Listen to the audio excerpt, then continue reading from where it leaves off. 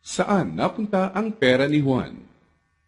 Kaibigan, pamilyar ka ba sa tatlong mukha ni Juan pagdating sa paggamit ng pera? Alam mo bang may pagkakaiba sa ugaling pinansyal si Juan mahirap, middle class at mayaman?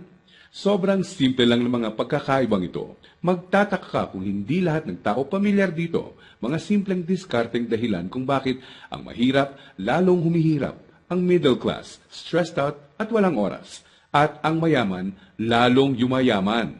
Kung matagal mo lang tanong ang mga ito, mag-e-enjoy ka sa mga facts na hinanda ko para sa iyo. Sabay nating hihipan ng mga kumakalat na outdated na information tungkol sa pag-manage ng pera ngayon.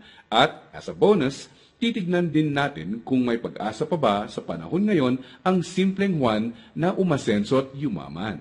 Halika't isa-isa natin silang tignan. Magsimula tayo sa regular na araw ni Juan Mahirap. Gigising siya sa umaga at magmamadaling pumasok sa trabaho. Kung swerteng may trabaho nga siya.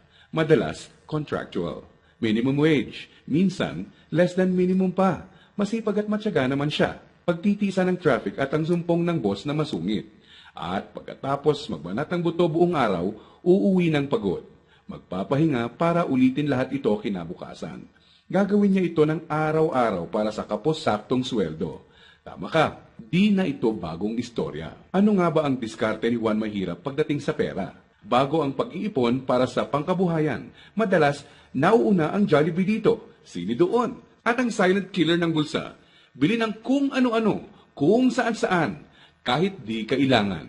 Mga abubot. Bakit? Kasi may sale, surplus, ukay-ukay, at tiyanggihan.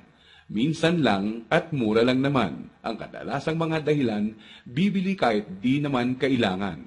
Ang resulta, wala pang 15 o 30, ubos na ang pera. Kaya uutang na lang. Gusto naman magbago ng buhay ng mahirap na Juan, pero magpapaulit-ulit ang kalagayan niya hanggat di niya nakikitang patong-patong na gastos ang bigay ng abubot niya, na pag naipon, pwede nang puhunan sa negosyo. Pero hindi masamang tao ang mahirap na Juan. Gaya ng sinabi ko, mukha lang ng diskarte sa pera to. Marami sa atin ang dumaan din sa mentality ng mahirap na Juan, di niya ito kasalanan. Maaaring misinformed lang. Paano nga naman bukod sa di lahat nakapagtatapos ng pag-aaral, di naman tinuturo ang pinansyal na kaalaman sa eskwelahan. Madalas, ang ugali sa paghawak ng pera ay ang ugaling namamana lang. So, saan napunta ang pera ni Juan Mahirap? Dito na papasok ang tinatawag nating 1. Income at expense, at 2. Assets at liabilities. Huwag kang mag-alala, hindi economics class ng pinasok mo. Simple lang to. So ano nga ba ang praktikal na kahulugan ng income at expense at assets at liabilities? Unahin natin ang income. Ito ang perang pumapasok sa iyo. In short, income equals kita. Kapag lumabas naman ang pera, tinatawag natin tong expense. Sa madaling salita, expense equals gastos. Ngayon, ano naman ang assets at liabilities? Asset ang isang bagay kung binibigyan ka nito ng income o kita. At liability naman kung expense o gastos ang binibigay nito. Balik sa tanong, saan napunta ang pera ni Juan Mahirap? Ang maikling sagot, madalas mas maraming expense o gastos kesa income o kita ang mahirap na Juan. Maaring sa sahod o maliit na extra lang siya umaasa para sa income, samantalang kaliwat kanan naman ang pinanggagalingan ng expense. Naloko na. May pag-asa pa ba ang mahirap na Juan? Malalaman natin yan mamaya. Ngayon, tignan muna natin ang behind-the-scenes kwento ni Juan Middle Class. Sa unang tingin, okay na okay ang lagay ng middle class na Juan. Ang totoo niyan, malaki ang tsansang mapagkamalan mo siyang mayaman. May bahay, may kotse, at nakikita mo silang nagbabakasyon minsan. At kung may bagong labas na gadget, mag-a-upgrade ang middle class na Juan. Pero ang di alam ng karamihan, marami dito ay promo, hulugan, o utang sa credit card na buwan-buwan sa sweldo nakakaltas. So, saan napupunta ang pera ni Juan Middle Class? Ang maikling sagot, mas madaming liabilities, nagbibigay gastos kesa sa assets, ang binibili ng middle class na Juan. Imbes na investments na gagawa ng income, nauuna sa listahan niya ang paggagamitan ng pera, ang upgraded na lifestyle. Gusto niya ang convenience at quality sa buhay. Tingnan nating halimbawa to. Kung traditional economics ang pagbabasehan, ang kotse at bahay ay madalas na sinasabing assets. Sa praktikal na buhay ni Juan, masasabi nating outdated na ang pananaw na to. Sa definisyon natin ng asset, ang isang bagay ay asset kung gumagawa ito ng income. Pero madalas, pagka down payment mo ng kotse, bahay o alahas, money out agad. Sa mga susunod na buwan, may babayaran ka ulit. At huwag mong kakalimutan, andyan pa ang insurance at tax. Money out nga naman. Liabilities. Ang kotse ay nagiging asset lang kung nakakatulong siya ng gumawa ng income. Halimbawa na lang kung gamit sa negosyo.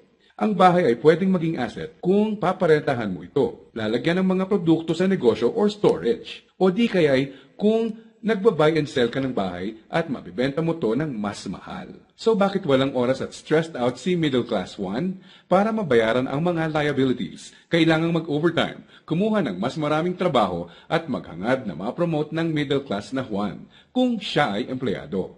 Para sa mga professionals at self-employed, kailangan nilang kumuha ng mas maraming kliyente o projects. In short, kailangan nilang ibenta ang oras at skills nila ng higit pa sa ginagawa nila dati nung wala pang liabilities para kumita ng mas malaki. Tulad ng kalagayan ng isang doktor. Kung hindi niya sisiputin ang pasyente niya, wala siyang kita. Dito mo na makikitang may lumalamon na sa oras ni Juan Middle Class. May mga celebrations sa family at friends ang di na niya ma-attendan. Kaliwat ka ng stress na ang kapalit ng upgraded lifestyle ni Middle Class 1. Para sa kayod kalabaw na discarding to, gugustuhin niya ng reward, tama? Kaya mas madalas na siyang mag-taxi, kahit pwede namang mag-jeep. Starbucks coffee na, dati okay na ang 3-in-1. Sa restaurant na mas madalas kakain, kahit pwede namang sa bahay. Ilang halimbawa lang ito. Sa oras na maisip ni Juan Middle Class na magnegosyo, ang kita niyang pangpupuhunan sana, pambayad sa liabilities na pupunta.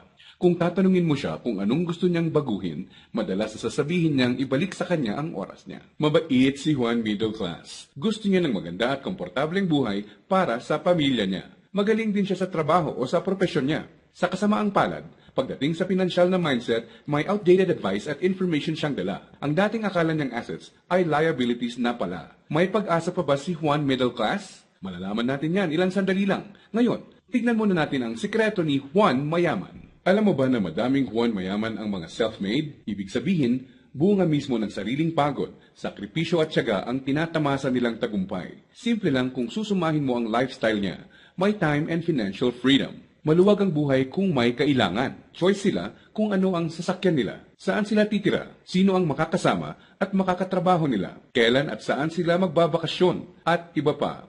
In reality, mas madami din silang tsansang makatulong sa kapwa, gaya ng pagdodonate sa charity at pagsali sa outreach programs. Balik tayo sa tanong, saan napunta ang pera ni Juan Mayaman? Kapag may perang hawak si Juan Mayaman, sa asset niya ito dinadala. At sa asset na ito ay kikita pa ng mas maraming pera para sa kanya. At ano naman ang gagawin niya sa bagong kitang ito? Tama ka, i-invest ulit niya sa ibang asset pa. Ano ba ang mga examples ng asset na ito? Andiyan ang investments, apartment, or kotseng pinaparenta. Ang edukasyon, seminar, tradings at iba pa na magtuturo sa iyo ng skills na kaya kang bigyan ng kita ay asset din. Sabi nga ng isang bumper sticker, if you think education is expensive, try ignorance. Ibig sabihin, kung tingin mong mahal ang edukasyon, subukan mo ang kamangmangan. Assets din ang mga negosyo, lalo na ang mga kumikita ng passive income. Paano ba napagtatrabahuan ni Juan Mayaman ang kanyang time and financial freedom? Ang sikreto? Passive income at leverage.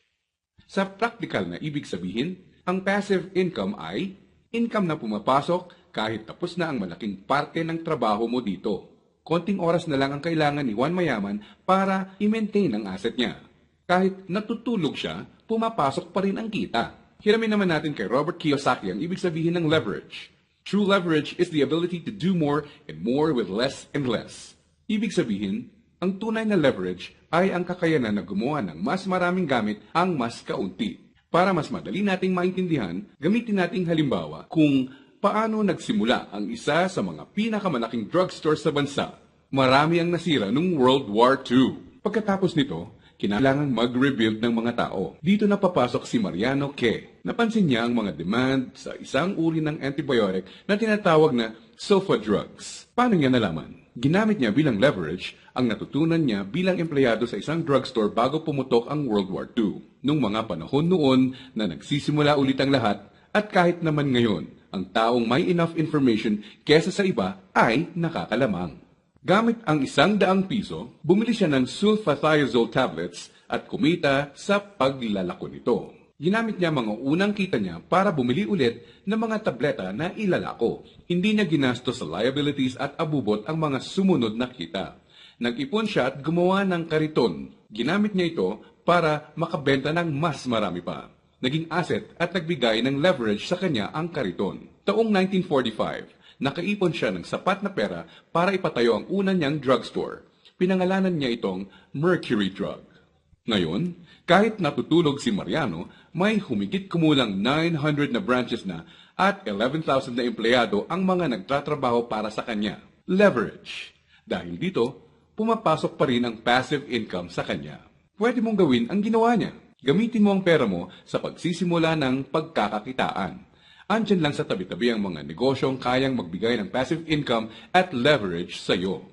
Gaya na lang ng experience ko. Di ko inakalang isang maliit na flyer lang na inabot sa akin sa mall ang magiging tulay para sa isang negosyong nagbibigay passive income at leverage sa akin. Naging ugali ko na i-prioritize sa mga pagkuha ng assets bago liabilities. Ano ang konklusyon natin ngayon na magpapayaman sa iyo?